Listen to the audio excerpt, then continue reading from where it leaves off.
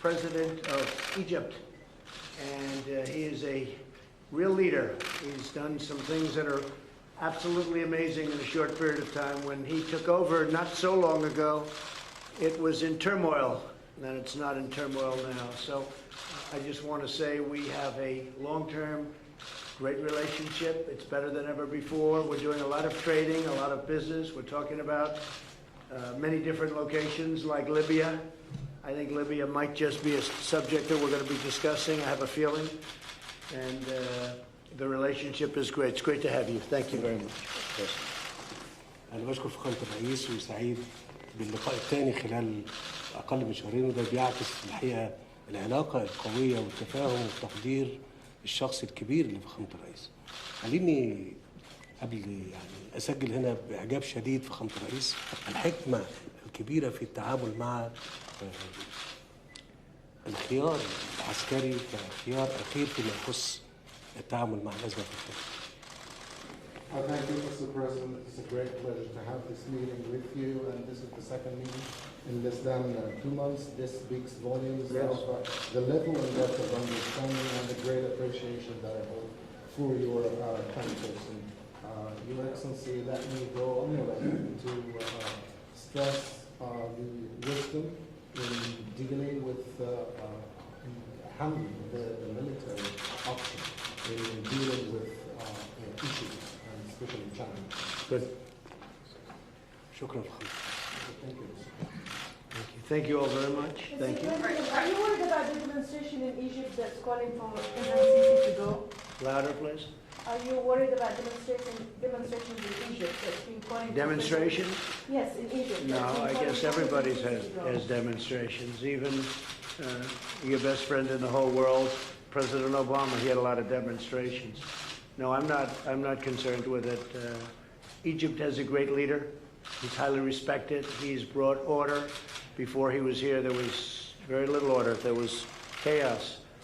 And so I'm not worried about that at all. Mr. President, did Dr.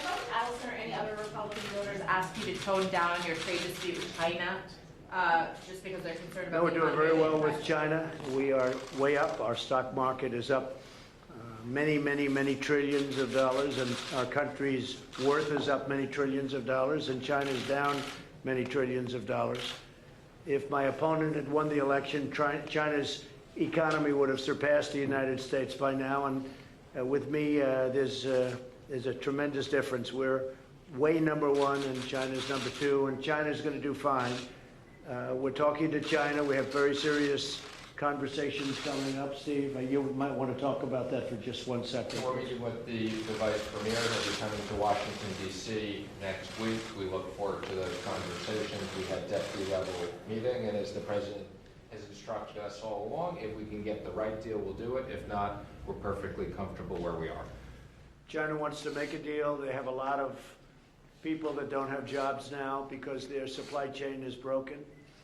And we'll see what happens. But they're also starting to buy our agricultural product. They're making a big move toward buying our actual, our product and the ag product. And I appreciate that very much. I was telling people to tell President Xi we appreciate it, but they are starting to buy our agricultural product. And China wants to make a deal. We'll see what happens. Did Adelson try to contact you about this issue? I don't want to say that. Go ahead. President Trump, is there any opportunity to have a meeting with the French president regarding Iran? Well, Emmanuel's a friend of mine, and he can always have a meeting. And we've had to turn down many meetings because for some reason everybody wants to meet with us. And I consider it a great honor, but they want to meet.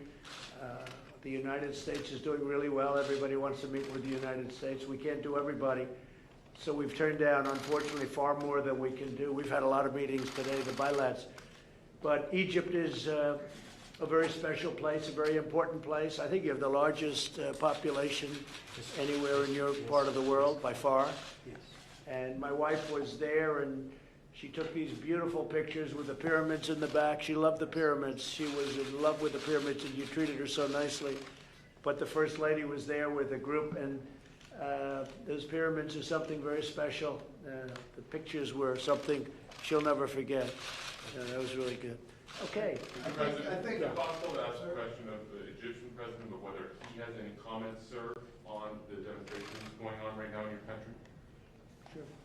خليني اقول ان انتم يعني ستجدوا دايما في منطقتنا في ظل الاسلام السياسي والجهود اللي اتبذلت خلال السنوات اللي فاتت عشان يعني السماح له بلعب دور في المنطقه ستتاثر وستظل المنطقه في حاله من عدم الاستقرار الحقيقي طول ما في اسلام سياسي بيسعى للوصول الى السلطه في بلادنا. Let me say that you will always find something like this in our region, especially with political Islam.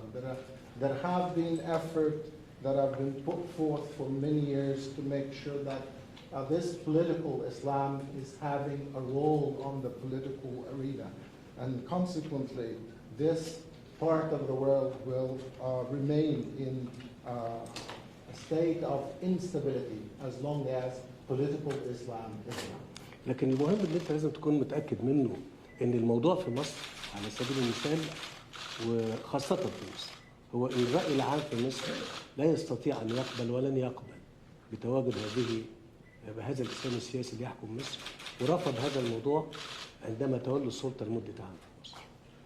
But I want you to rest assured that especially in Egypt, the public opinion and the people themselves are refusing this kind of political Islam to rule Egypt.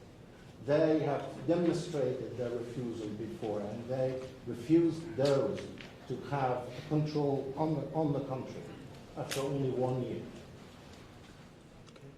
The French president is trying to play this mediation role with Iran. Is that something you support or something that will work? We don't need a mediator. Iran wants to do something, and I don't think we need a mediator. He's a friend of mine, but we're not looking for any mediators. They know who to call. Mr. President, is there a scenario where you could meet President Rouhani this week in New York? Well, we have no meeting scheduled. Somebody said they'd like to meet. There was some talk about Yemen. All of a sudden, they want to get out of Yemen. That's a good thing. I just heard that a little while ago, as you probably heard it. We'll see what happens, but we have nothing scheduled at this moment. But you wouldn't rule it out? I never rule anything out. Why would I do that? Mr. President, the Chinese delayed a trade delegation visit of farming communities of Nebraska and that state. Can you comment on that, and what do you see that as a good sign, bad sign, neither? Well, they're starting to buy a lot of our ag product, but Steve, could you? That was actually at our request, they delayed that. So we didn't want there to be any confusion. They have started buying agriculture. They're going to reschedule that at a different time. The timing didn't work. But that was purely at our request. Why was that our request, just out of curiosity? We didn't want confusion around the trade. Yeah, but I want them to buy farm products. There was no confusion. We want them to buy agriculture. They've committed to buy agriculture, and they're doing They've that. committed to buy a lot of agriculture, and they're going to start, and they've started.